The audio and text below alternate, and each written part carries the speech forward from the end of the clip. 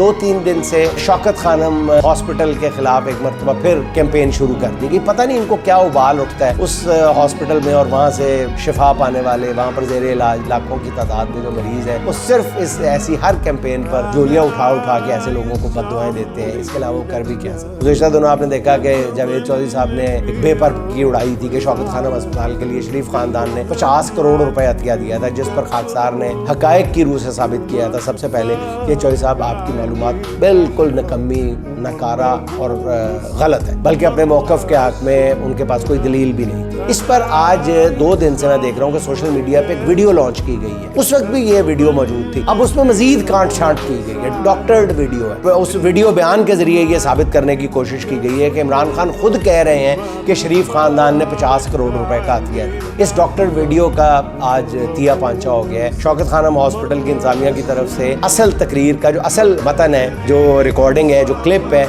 वो जारी किया गया है, जिसमें कहीं इस बात का जिक्र मौजूद नहीं है। और नून लीग ने जैसे हमेशा करती है 3 टोटे जोड़ के तो ये वीडियो बनाई है, जिससे ये और इंतहाई भौंडे अंदाज, इंतहाई गंदे अंदाज में वीडियो बनाई है। ऐसे ही मतलब नून लीगी जो नाबगों के लिए इमरान खान ने कहा था और बिल्कुल दुरुस्त कहा था, एक तो ये ज़्यादा पढ़े लिखे नहीं और दूसरा ये कोशिश भी नहीं करते, इसलिए नून लीगी जो भोंपू हैं अगली बार बेहतर कोशिश के साथ सामने आए।